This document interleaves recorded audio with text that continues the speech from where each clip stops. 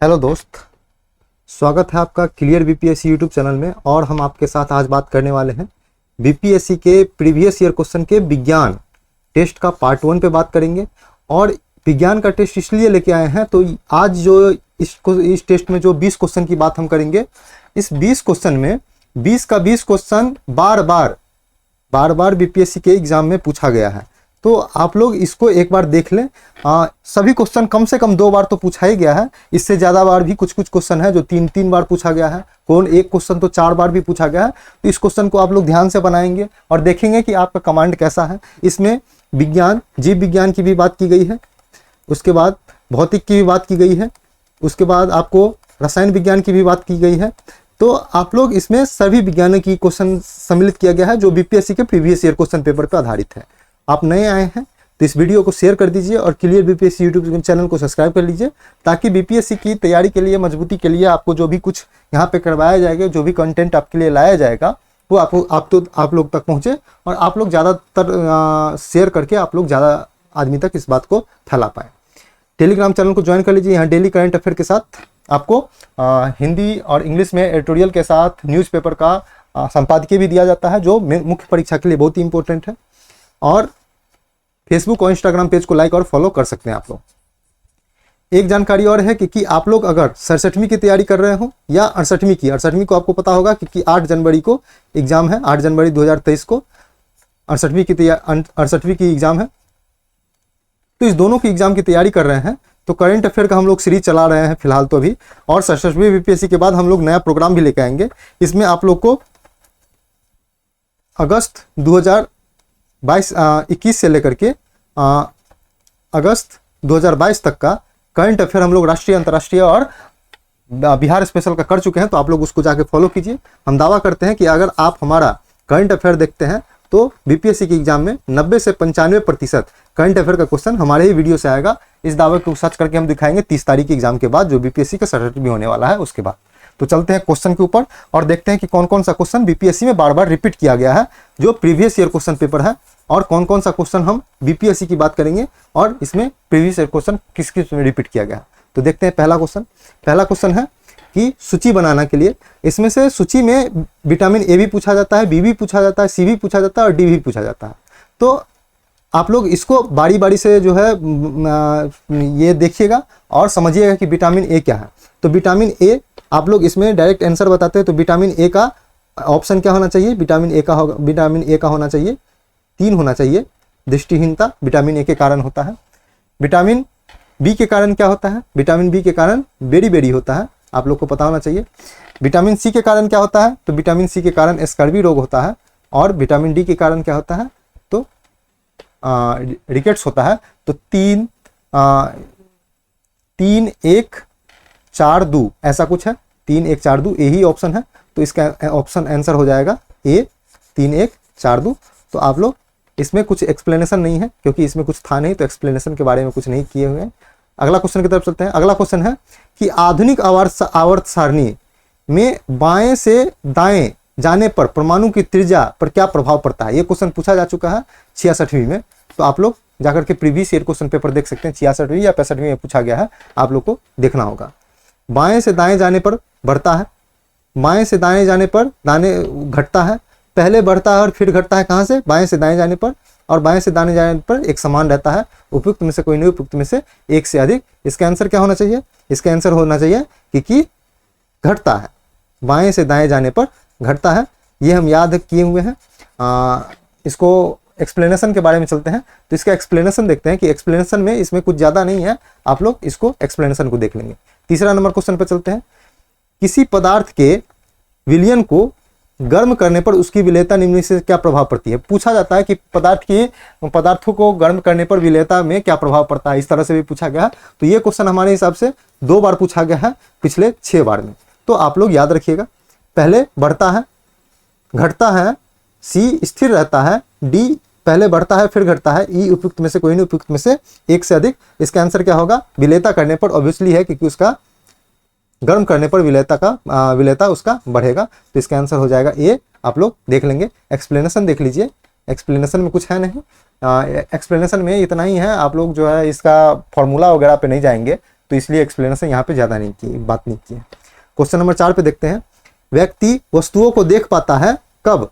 जब ए वस्तु पर प्रकाश पड़े, बी जब व्यक्ति के आंखों पर प्रकाश पड़े, सी जब वस्तु के प्रकाश पर पड़े और लौटकर आंखों की तरफ लौट आए, सी जब प्रकाश वस्तु पर पड़े और वस्तु की तरफ जाए, और ई उपयुक्त में से कोई नहीं उपयुक्त में से एक से अधिक। इसका आप लोग सोचिए कि क्या होगा आंसर, इसका सोचिए क्या होगा आंसर। हम इसका आंसर होगा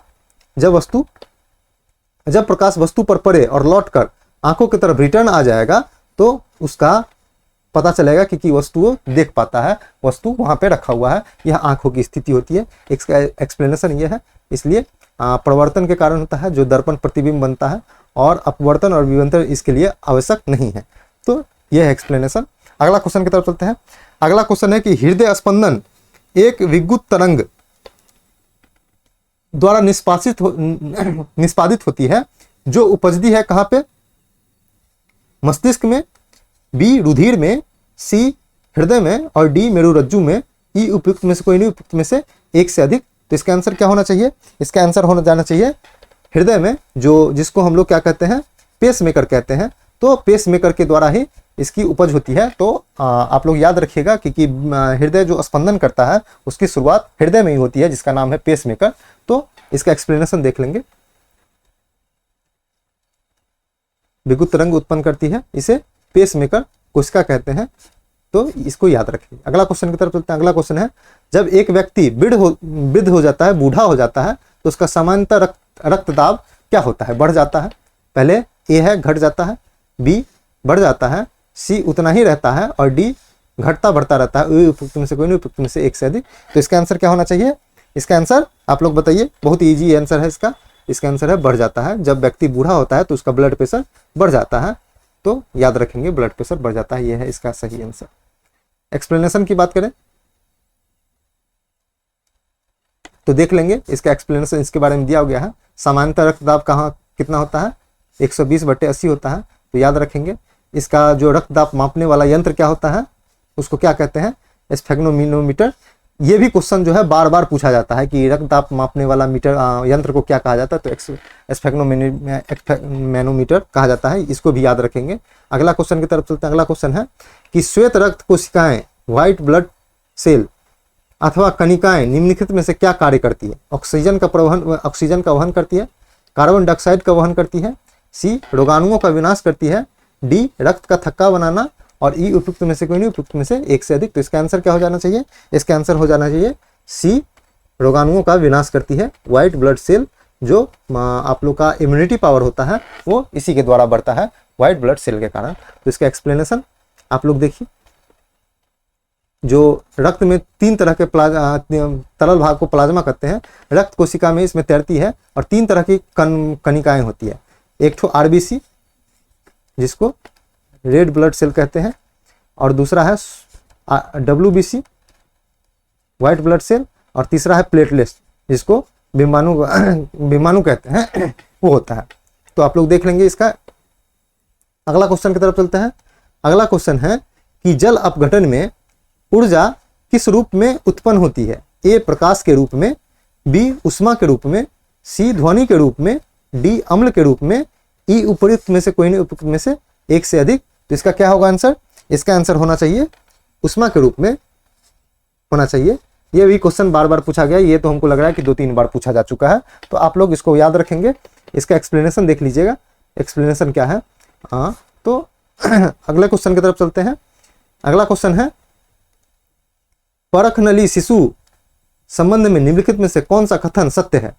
ए निषेचित माता के शरीर के अंदर होती है, बी निषेचित माता के शरीर के बाहर होती है, सी निषेचन परख नली के अंदर होता है, डी शिशु के परिवर्धन परख नली के अंदर होता है, और ई उपयुक्त में से कोई उपयुक्त में से एक से अधिक। इसका ये IVF के बारे में पूछा जा रहा है, इन्वेट्रो फर्टिलाइजेशन के बारे में। तो इसका आंसर क्या होना चाहिए? इसका आंसर आप लोग जवाब दीजिए। बहुत ही ईजी क्वेश्चन है, बार बार पूछा जाता है। तो इसका आंसर होगा परख नली के अंदर, वो जो विट्रो होता है उसी के अंदर जो होता है इनविट्रो, एक परख नली के अंदर इसका निषेचन किया जाता है। तो इसका आंसर होगा ये। आप लोग एक्सप्लेनेशन देख लीजिए। IVF तकनीक होती है, तो इसका एक्सप्लेनेशन आप लोग पढ़ लेंगे। एक्सप्लेनेशन में भी क्वेश्चन छुपा होता है। अगला क्वेश्चन की तरफ चलते हैं। अगला क्वेश्चन है कि बस के अचानक रुक जाने से, बस जो गाड़ी चलती है, बस सार्वजनिक बस, अचानक रुक जाने से व्यक्ति आगे की ओर झुक जाता है, न्यूटन की किस गति का नियम के कारण होता है? ए प्रथम गति के नियम, बी द्वितीय गति के नियम, सी तृतीय गति के नियम और डी गुरुत्वाकर्षण के नियम। ई उपयुक्त में से कोई नहीं, उपयुक्त में से एक से अधिक। इसका आंसर क्या होना चाहिए? इसका आंसर हो जाना चाहिएगा एक, जड़त्व का नियम जिसको कहते हैं, जो जड़त्व के नियम के कारण ही जो गाड़ी चलती रहती है और अचानक रुकती है तो आगे की तरफ झुक जाता है, और जो बैठा हुआ गाड़ी रुकी हुई अचानक से चलती है तो व्यक्ति पीछे की तरफ झुक जाता है। तो इसी को कहते हैं जड़त्व का नियम। ये दोनों तरह से क्वेश्चन पूछा जाता है, तो आप लोग इसको पढ़ लेंगे एक्सप्लेनेशन को, और इससे क्वेश्चन बनता है बार बार। अगला क्वेश्चन है कि निम्नलिखित में से कौन सा आहार नाल का सबसे लंबा भाग है? ए क्षुद्रांत जिसको छोटी आंत कहते हैं, बी बृहदांत बड़ी आंत, सी अमाशय और डी ग्रसिका। ई उपयुक्त में से कोई नहीं, उपयुक्त में से एक से अधिक। तो इसका आंसर होगा ए छोटी आंत। छोटी आंत सबसे लंबी होती है, इसमें खाना बहुत देर तक रहता है और खाना का पाचन भी, अवशोषण भी इसी में सबसे ज़्यादा होता है। तो इसका आंसर हो जाएगा ए। एक्सप्लेनेशन की बात करें तो एक्सप्लेनेशन आप लोग देख लीजिए, आहार नाल की सबसे छोटी सबसे लंबा भाग है, तो इसको याद रखेंगे। ठीक है, अगला क्वेश्चन की तरफ चलते हैं। अगला क्वेश्चन है कि यदि लोलक की लंबाई 4 गुना कर दी जाए तो आवर्तकाल पर क्या प्रभाव पड़ेगा? ये लोलक के बारे में बार बार क्वेश्चन पूछा जाता है, लोलक से संबंधित। तो हम लोग आज ये क्वेश्चन लिए हैं, कभी और टेस्ट होगा तो कभी और क्वेश्चन लेके आएंगे। तो ए आधी से आधी हो जाएगी, बी 2 गुना हो जाएगी, सी नियत रहेगी और डी 4 गुना हो जाएगी। इसको आप एक कैलकुलेशन के द्वारा समझ सकते हैं। तो जिसको कैलकुलेशन आता है, ये साइंस में पढ़ाया जाता है, तो आप लोग अगर ये कैलकुलेशन आता है तो ये आराम से कर सकते हैं। ऐसे भी अगर आप रटे हुए हैं तो आराम से इसका आंसर लगा सकते हैं। तो इसका आंसर क्या होगा? इसका आंसर होगा बी 2 गुना हो जाएगी। कॉमन सेंस भी लगाइएगा तो ये ज़्यादातर काम नहीं कर पाएगा, लेकिन इसका 2 गुना हो जाता है। इसका आप लोग एक्सप्लेनेशन देखिए, ये आप लोग को कितना आदमी को पता था, आप लोग बताइए। अगला क्वेश्चन की तरफ चलते हैं। अगला क्वेश्चन है कि अंतः श्वसित वायु तथा उच्छ्वसित वायु में ऑक्सीजन का प्रतिशत कितना होता है? कहने का मतलब है आप ऑक्सीजन अंदर लेते हैं, खींचते हैं वायुमंडल से और बाहर छोड़ते हैं, तो लेने में कितना प्रतिशत होता है और छोड़ने में कितना प्रतिशत ऑक्सीजन होता है, ये पूछा जा रहा है क्वेश्चन के द्वारा। तो आप 21% लेते हैं और 16.4 छोड़ते हैं, 16.4 लेते हैं और 21 छोड़ते हैं, 48 लेते हैं और 24 छोड़ते हैं, 24 लेते हैं और 14 छोड़ते हैं। ई उपयुक्त में से कोई नहीं, उपयुक्त में से एक से अधिक। तो इसका आंसर क्या हो जाना चाहिए? इसका आंसर होगा ए 21 लेते हैं और 16 छोड़ते हैं। इसको आप लोग कभी कभी 17 भी पूछा जाता है, तो 17 को भी टिक लगा के आ सकते हैं, ये भी सही है। कितना जगह 17 भी दिया जाता है, 17 छोड़ते हैं। तो 21 लेते हैं, 21% लेते हैं, 100% वायु में से 21% हम लोग का ऑक्सीजन होता है, और वापस जो छोड़ते हैं उसमें से 17% ऑक्सीजन वापस हम लोग छोड़ भी देते हैं। तो एक्सप्लेनेशन आप लोग देख लीजिए। अगला क्वेश्चन की तरफ चलते हैं। अगला क्वेश्चन है कि इनमें से किसे किरोसिन के तेल में रखा जाता है? ए मैग्नीशियम, बी कैल्शियम, सी फास्फोरस और डी सोडियम। उपयुक्त में से कोई नहीं, उपयुक्त में से एक से अधिक। इसका आंसर क्या होगा? इसका आंसर बहुत ही ईजी है, बार बार पूछा जाता है, हमको लग रहा है 4 बार यही क्वेश्चन पूछा गया है। सोडियम, इसको चाकू से भी काटा जाता है, तो आप लोग याद रखेंगे। केरोसिन के तेल में रखा जाता है, यह काफी मुलायम होता है, इसे चाकू से भी काटा जाता है, तो याद रखेंगे सोडियम को, सोडियम के बारे में। अगला क्वेश्चन की तरफ चलते हैं। अगला क्वेश्चन है कि प्लास्टर ऑफ पेरिस का रासायनिक रूप से किसे क्या कहा जाता है? Calcium sulphate, calcium carbonate, calcium oxide, calcium oxalate. ई उपयुक्त में से कोई नहीं, उपयुक्त में से एक से अधिक। तो इसका आंसर क्या होगा? इसका आंसर होगा कैल्शियम सल्फेट। आप लोगों को पता होना चाहिए, बहुत ईजी क्वेश्चन है, बार बार पूछा जाता है। प्लास्टर ऑफ पेरिस का रासायनिक सूत्र भी पूछा जाएगा, तो आप लोग याद रखेंगे। सूत्र भी पूछा जाएगा, तो याद रखेंगे सूत्र को। तो अगला इसका एक्सप्लेनेशन देख लीजिए। कैल्शियम सल्फेट एक सफोन चिन्ह होता है, इसकी मूर्ति बनाने पे इसके सूत्र CaSO4 ½ H2O, तो याद रखेंगे। अगला क्वेश्चन है कि कोशिका का शक्ति गृह निम्नलिखित में से किसे कहा जाता है? ए कोशिका भित्ति को, बी माइटोकॉन्ड्रिया को, सी राइबोसोम को, डी न्यूक्लियस एसिड को, न्यूक्लियस को, एसिड नहीं, और ई उपयुक्त में से कोई नहीं, उपयुक्त में से एक से अधिक। इसका आंसर क्या होगा? इसका आंसर होगा बी माइटोकॉन्ड्रिया होगा। इसका एक्सप्लेनेशन आप लोग देखिएगा। माइटोकॉन्ड्रिया को कहा जाता है। इसमें एटीपी एडिनोसिन ट्राइफॉस्फेट के रूप में ऊर्जा प्रदान करता है। राइबोसोम प्रोटीन संश्लेषण के लिए जाना जाता है, तो इसको भी याद रखेंगे। एक ये भी पॉइंट मिल रहा है यहाँ से। अगला क्वेश्चन की तरफ चलते हैं। अगला क्वेश्चन है कि विटामिन के का रासायनिक नाम क्या है। आप लोग ABCD इसका भी रासायनिक नाम याद रखेंगे। Vitamin A, vitamin B, vitamin C, vitamin D का बात कर रहा है। तो विटामिन के का रासायनिक नाम क्या है। ए राइबोफ्लेविन, बी बायोटिन, सी फिलोक्विनॉन और डी थाइमिन। ई उपयुक्त में से कोई नहीं, उपयुक्त में से एक से अधिक। इसका आंसर क्या होगा, फिलोक्विनॉन। बहुत ही है, ये सब रटा हुआ होना चाहिए आप लोग को। ये क्वेश्चन बार बार पूछा जाता है। ये विटामिन में से कोई एक का जो रासायनिक नाम होता है वो पूछने का संभावना 99% रहता है, तो इसलिए आप लोग याद रखेंगे। इसका एक्सप्लेनेशन देख लीजिए, ये है। इसका जो उपयोग क्या चीज में होता है, रक्त का थक्का बनाने में, याद रखेंगे, रक्त का थक्का बनाने में। और यह वसा में विलेय विटामिन है। और एक पूछा जाता है कि जो वसा में कौन कौन सा विलेय है, तो वसा में ADEK एडेक और जल में घुलनशील बी और सी। तो याद रखेंगे जल में घुलनशील ये दोनों विटामिन होता है, विटामिन बी और सी। और vitamin A, vitamin D, vitamin E, vitamin के, ये सब जो है वसा में घुलनशील विटामिन है, इसको याद रखेंगे ये भी। तो अगला क्वेश्चन की तरफ चलते हैं। अगला क्वेश्चन है निम्नलिखित में से किस या किन जीव के समूह के में 4 हृदय चेंबर पाया जाता है। 4 हृदय का चेंबर पाया जाता है। हृदय में 4 चेंबर पाया जाता है। ए स्तनधारी, बी पक्षी, सी क्रोकोडाइल या घड़ियाल और डी सरीसृप। उपयुक्त में से कोई नहीं, उपयुक्त में से एक से अधिक। तो इसका आंसर क्या हो जाना चाहिए, इसका आंसर हो जाना चाहिए सरीसृप। इसमें मात्र 3 पाया जाता है, सॉरी इसमें मात्र 3 पाया जाता है, बाकी इस चारों में,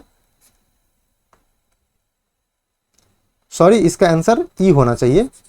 पूछ रहा है 4 चैम्बर किस में पाया जाता है, तो स्तनधारी में पाया जाता है, पक्षी में भी पाया जाता है, क्रोकोडाइल में भी पाया जाता है और सरीसृप में 3 पाया जाता है, सॉरी। तो स्तनधारी में भी 4 पाया जाता है, पक्षी में भी 4 पाया जाता है, क्रोकोडाइल में भी 4 पाया जाता है और सरीसृप में 3 पाया जाता है, इसलिए इसमें नहीं पाया जाता है, तो ये है। तो ई आंसर होना चाहिए इसका आंसर गलती दिया हुआ है यहाँ पे, ई होना चाहिए, ई लगा लेंगे। स्तनधारी, पक्षी और घड़ियाल में 4 हृदय कोष्ठ पाए जाते हैं, जबकि सरीसृप में 3 हृदय कोष्ठ पाए जाते हैं। कॉकरोच में सबसे ज्यादा 13 हृदय कोष्ठ पाया जाता है, तो याद रखेंगे इतना चीज को। अगला क्वेश्चन की तरफ चलता है। अगला क्वेश्चन है कि एक अवतल लेंस का बिंब का प्रतिबिंब बनती है जो आभासी उल्टा और बड़ा होता है, सीधा आभासी और छोटा होता है, सीधा वास्तविक और बड़ा होता है, उल्टा और आभासी और छोटा होता है। ये उपयुक्त में से कोई नहीं, उपयुक्त में से एक से अधिक। तो इसका आंसर क्या होना चाहिए, बहुत ही इजी क्वेश्चन है। एक अवतल लेंस की बात कर रहे हैं, उत्तल लेंस नहीं, गौर से पढ़िएगा, और उसका प्रतिबिंब की बात कर रहे हैं। तो इसका आंसर क्या होना चाहिए, इसका आंसर होना चाहिए सीधा होता है सबसे पहला बात, उसके बाद आभासी भी होता है और छोटा भी होता है, तो याद रखेंगे बी होगा इसका आंसर। आप लोग देख लेंगे, जो अवतल लेंस में प्रतिबिंब सीधा बनता है, आभासी और वस्तु से छोटा बनता है। अवतल लेंस 2 स्थिति में प्रतिबिंब बनाता है, एक अनंत पर रखते हुए और अनंत फोकस के बीच में रखते हुए। आप लोग को पता होना चाहिए ये सब चीज, बहुत ही इजी क्वेश्चन होता है और एक क्वेश्चन इस लेंस वाला सेगमेंट से पूछा ही जाता है। अगला क्वेश्चन है कि विद्युत धारा के निम्नलिखित में से सबसे अच्छे चालक कौन है। ए तांबा, बी एल्यूमिनियम, सी चांदी और डी सोना। ई उपयुक्त में से कोई नहीं, उपयुक्त में से एक से अधिक। ये क्वेश्चन 4 बार पूछा गया है बीपीएससी में। बीपीएससी में 4 बार पूछा गया है और पिछले 8 बार के एग्जाम में लगभग हर एक साल छोड़ के ये पूछा जाता है। तो इसका आंसर क्या होना चाहिए, इसका आंसर चांदी। ये रटा हुआ है, सभी को रटा जा चुका है। अब ये क्वेश्चन इतना बार पूछ लिया गया है जो सभी को रटा गया है, तो याद रखेंगे चांदी होता है। और इसके बाद चांदी के बाद की बात करें तो कॉपर होता है, जिसको तांबा कहते हैं, और उसके बाद एल्यूमिनियम होता है, तो याद रखेंगे। तो इतना चीज आज के लिए 20 क्वेश्चन की टेस्ट था, 20 क्वेश्चन हम लोग पूरा कर चुके हैं। तो आज के लिए इतना ही था। आप लोग क्लियर बीपीएससी चैनल देख रहे थे और नए आए हैं तो वीडियो को शेयर कर लीजिए और चैनल को सब्सक्राइब कर लीजिए। टेलीग्राम चैनल को ज्वाइन कर सकते हैं, फेसबुक इंस्टाग्राम पेज को लाइक और फॉलो कर सकते हैं। किसी भी तरह की समस्या हो तो आप लोग इस नंबर पे टेलीग्राम या व्हाट्सएप पे आप लोग कॉन्टैक्ट कर सकते हैं। बहुत बच्चे का ये क्वेरी आता है तो उसका समाधान किया जाता है। आप लोग को पता होना चाहिए कि हम लोग करंट अफेयर सीरीज में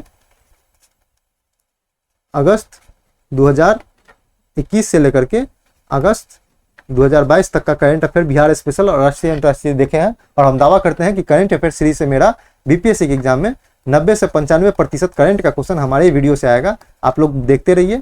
30 तारीख के एग्जाम के बाद हम लोग इसको सच करके दिखाएंगे। तो पढ़ते रहिए, रिवीजन करते रहिए, टेस्ट सीरीज बनाते रहिए और स्वस्थ रहिए। आज के लिए इतना ही था। Thank you so much.